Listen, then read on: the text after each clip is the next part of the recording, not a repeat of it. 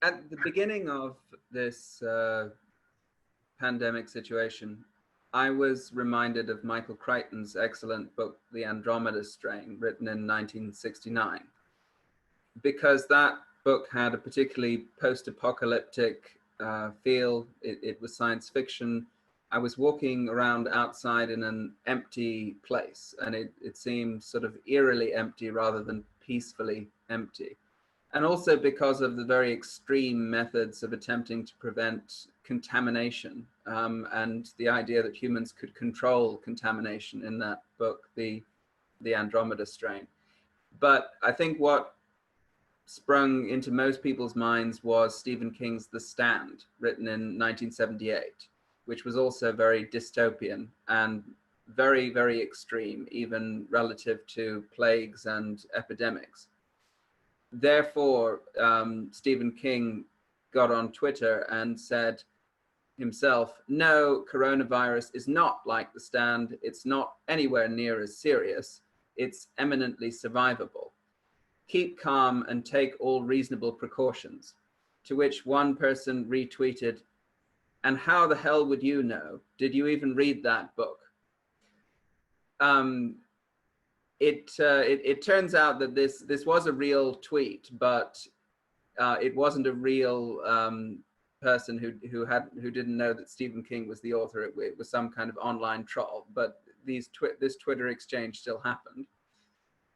And if we look at earlier works that are not science fiction that deal with pandemics, there are two more realistic portrayals, still more extreme than our own current situation. But the first is Daniel Defoe's A Journal of the Plague Year, written in 1722, about the Great Plague of London in the century before that, in 1665. And the other is Albert Camus' La Peste, or The Plague, 1947, depicting a fictional plague in the French Algerian coastal city of Oran, a city which had suffered from serious plague outbreaks in the past in earlier eras, but not in the 1940s setting when Camus presented his story. Camus himself used source material about a cholera epidemic more recent than the previous plagues, but still about 41 years before, in 1899. So on the one hand, Defoe is frequently attacked for his prose style as being suitable only for parlor maids and children. That's why they're so successful, and Robinson Crusoe is still beloved of children today. But he had a journalist's preoccupation with current affairs and a desire to document the things around him. And in this case, document a novelization in a journalistic style of events which had happened a century before his own time. At the same time, he adopted a narrator who was somebody living through the events, a businessman who has sufficient business interests in London that he doesn't want to abandon his business, and he goes through a personal crisis, arguing with himself, changing his plans, talking with his brother. His brother tries to persuade him to leave, and he persuades himself that the various impediments to not being able to leave, including not being able to find horses, are a signal from God that he should stay and look after his business. So it's a useful, realistic seeming narratorial position in order to give a first-hand account of the events of the plague. Camus, on the other hand, the great existentialist writer, was awarded the Nobel Prize for Literature for his book on the plague. He received the prize in 1957, and he goes into much greater psychological depth. He is also writing in a much more realist vein than Bulgakov or Crichton or Stephen King, but he's trying to focus on the psychology. Still, the style is not a million miles away from Defoe. You can detect the existentialism and the psychological emphasis, but you still find that it seems like something that he's reconstructed in order to give something that seems like a contemporaneous account of a plague. So we'll come back to Camus. Like, let's first have a look at some of the interesting elements in Defoe. I think that even though these plagues had much higher fatality rates than our current pandemic, there's so much in this experience that is recognizable and universal. Some of the extreme elements are happening, but not in every country. You know, there are certain circumstances which are more extreme, which have happened in India and China, for example. Different things happen in different countries. So in 1719, at the age of 59, Defoe turned his attention for the first time to an extended work of prose fiction, presenting his account of events which he had had no direct experience of, through the voice of a figure who lived through the events. And now I'll give you a series of quotes from Defoe. It was about the beginning of September 1664 that I, along with the rest of my neighbors, heard in ordinary discourse that the plague had returned again in Holland, for it had been very violent there, and particularly at Amsterdam in Rotterdam in the year 1663, whither they say it was brought, some say from Italy, others from the Levant, among some goods which were brought home by their Turkey fleet. Others said it was brought from Candia, others from Cyprus. The important part of this quote, it mattered not from whence it came, but all agreed that it was come into Holland again. So at the time that is being described, there weren't any newspapers. And there were in obviously by Defoe's time, but he recognizes there are no newspapers, so he describes it, how the news arrived through merchants' letters and was spread by word of mouth. But apart from the merchants and the people who heard the rumors, it was another direct quote, but it seemed that the government had a true account of it, and several councils were held about ways to prevent its coming over, but all was kept very private. So we have government hiding information from the public, and even an attempt at censorship. Some endeavors were used to suppress the printing of such books as terrified the people and to frighten the dispersers of them, some of whom were taken up, but nothing done in it. And I'm informed the government being unwilling to exasperate the people who were, as I may say, all out of their wits already. So we can recognize some of the restrictions that were quickly put in place. Another quote, that disorderly tippling in taverns, alehouses, coffee houses, and cellars be severely looked unto as the common sin of this time and the greatest occasion for dispersing the plague, and that no company or person be suffered to remain or come into any tavern, alehouse, or coffee house to drink after 9 of the clock in the evening, according to the ancient law and custom of this city, upon the penalties ordained in that behalf. And again, the public showed that they would bear their share in these things. The very court, which was then gay and luxurious, put on a face of just concern for the public danger. So the royals have to behave to set an example. Quote, all the plays and interludes, which after the manner of the French court had been set up and began to increase among us, were forbid to act. The gaming tables, public dancing rooms, and music houses, which multiplied and began to debauch the manners of the people, were shut up and suppressed. And the jack puddings, Merry Andrews, puppet shows, rope dances, and such like doings, which had bewitched the poor common people, shut up their shops, finding indeed no trade. An ordinance was enacted that all plays, bear baiting, games, singing of ballads, buckler play, or such like causes of assemblies of people be utterly prohibited, and the parties offended severely punished by every alderman in his ward. When people started to get the plague in serious numbers, they instituted a policy of shutting them up in their homes. Red crosses would be painted on the front of houses, on doors, and people would be kept indoors for at least 20 days whenever there was a new case, and watchmen were set outside. Quote, The shutting up of houses was a method first taken, as I understand, in the plague which happened in 1603 at the coming of King James I to the crown, and the power of shutting people up in their own houses was granted by Act of Parliament, entitled An Act for the Charitable Relief and Ordering of Persons Infected by the Plague.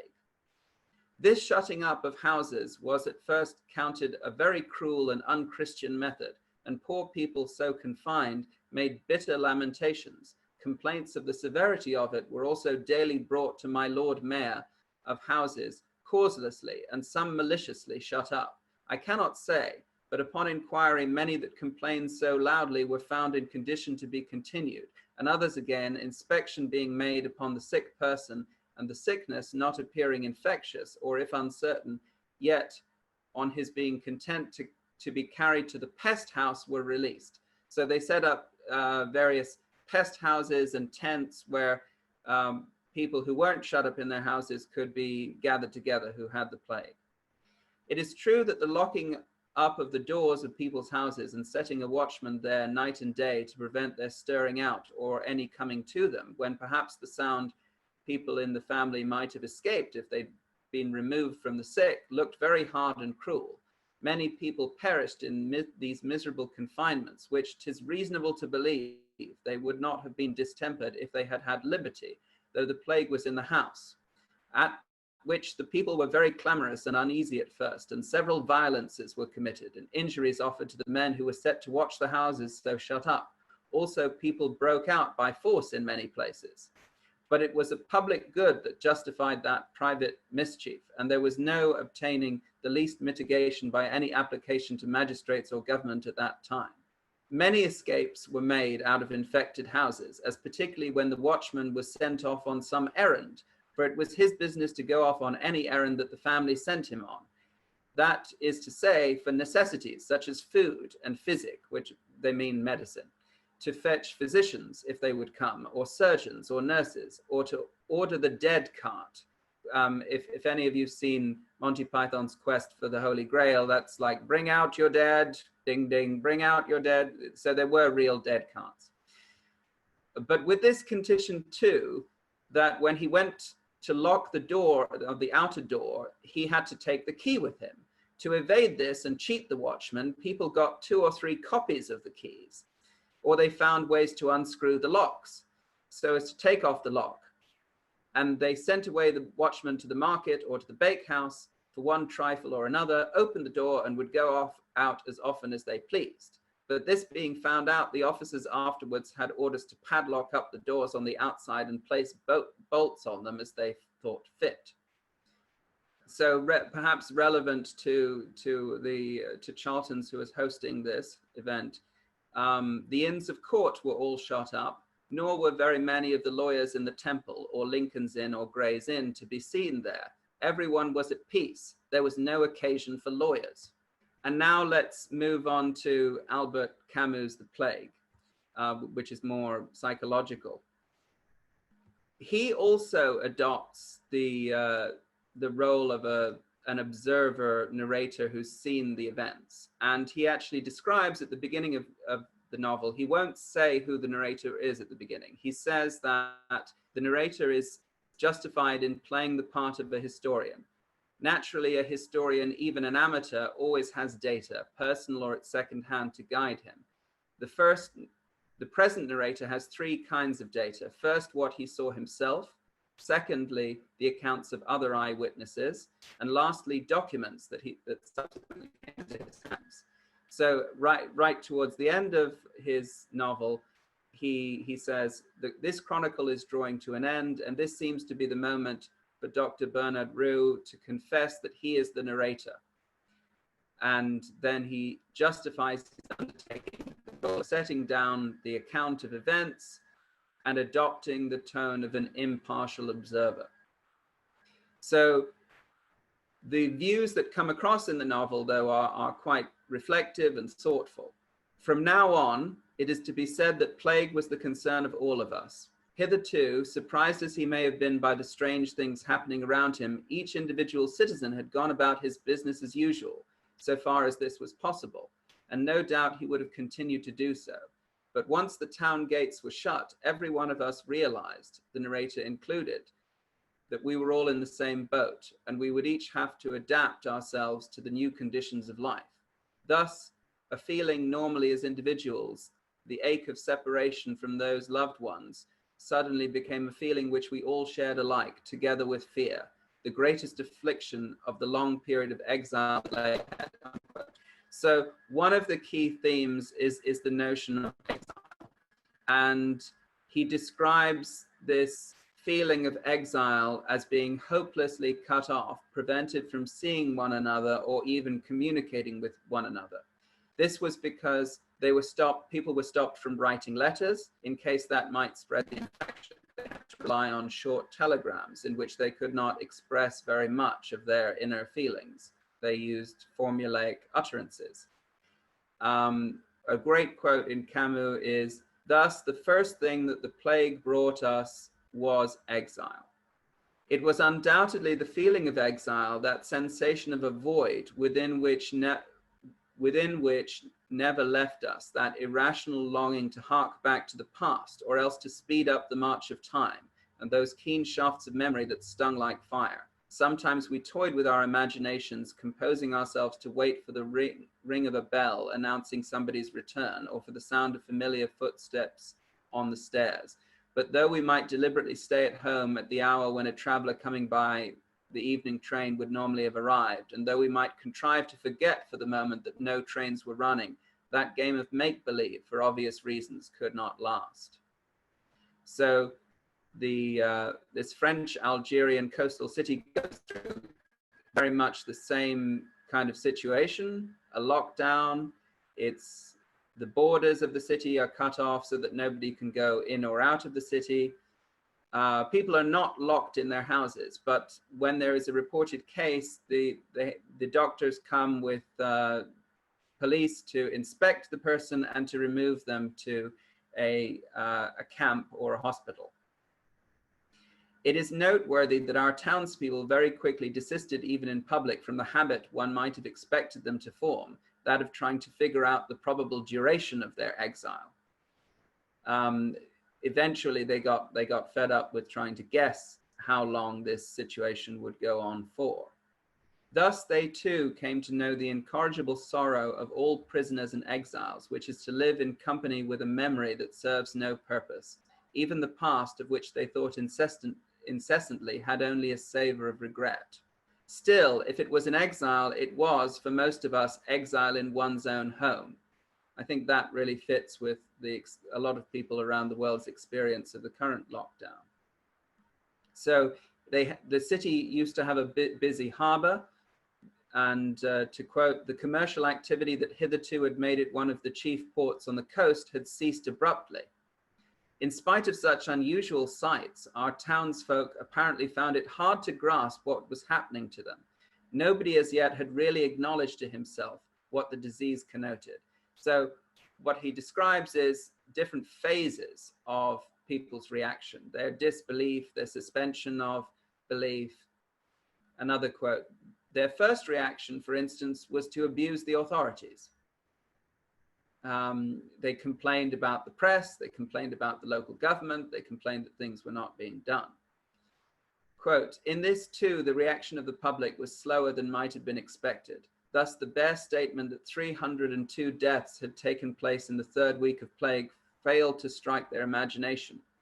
People had a difficulty conceptualizing the meaning of death until it came to their own immediate family or their near neighbors." And he makes a point about the problem of statistics. "This is, in fact, the kind of statistic that nobody ever troubles much about, notwithstanding that its interest is obvious. The public lacked, in short, any standards of comparison. It was only as time passed and the steady rise in the death rate could not be ignored that public opinion became alive to the truth." There is this disbelief, there is a gradual realization of the threat that the people of the city face. Some people resort to drinking, quote, and to tell the truth, there was much heavy drinking. One of the cafes had the brilliant idea of putting up a slogan, "The best protection against infection is a bottle of good wine." which confirmed an already prevalent opinion that alcohol is a safeguard against infectious disease. I believe that's a very popular opinion about vodka in Russia. So the doctor is trying to explain to a journalist who wants to escape the city because he's not local, and because he wants to return to his wife living in another place. That's not a sufficient reason. I know it's an absurd situation, but we're all involved in it, and we've got to accept it as it is. There is an important character in the form of a priest who gives 2 sermons which show his changing attitudes, deep religious thoughts about how to interpret God's role in a pandemic. But people in the town who attended the church did so on the principle, anyhow, it can't do any harm. Taru, one of the doctors, recording in his notebook that in such cases the Chinese fall to playing tambourines before the genius of plague, observed that there was no means of telling whether in practice tambourines proved more efficacious than prophylactic measures. And one of Camus' more philosophical musings, at the beginning of a pestilence and when it ends, there's always a propensity for rhetoric. In the first case, habits have not yet been lost. In the second, they're returning. It is in the thick of a calamity that one gets hardened to the truth, in other words, to silence. And while a good many people adapted themselves to confinement and carried on their humdrum lives as before, there were others who rebelled and whose one idea now was to break loose of the prison house. So a lot of the people begin to feel that they're in prison. Again, quote, this feeling of being locked in like criminals prompted them to act in foolhardy ways. And another quote, the really remarkable thing, and Rambert was greatly struck by this, was the way in which, in the very midst of catastrophe, offices could go on functioning serenely and take initiatives of no immediate relevance, and often unknown to the highest authority, purely and simply because they had been created originally for this purpose. So I think that applies not only to government offices, as in Camus' story, but to many businesses at the moment, unfortunately. So I think that I'll end with a quote from one man who had predicted the calamity, or said he had, but then his friends reminded him that he'd actually predicted an earthquake, because at the beginning of the story, all that can be seen are many bodies of dead rats, and nobody knows what is causing all these rats to die. So he had first said that it was an earthquake. When confronted, he replies, if only it had been an earthquake. A good bad shock, and there you are. You count the dead and the living, and that's the end of it. But here, this damned disease, even them who hasn't got it can't think of anything else. Okay, so that's the end of my talk.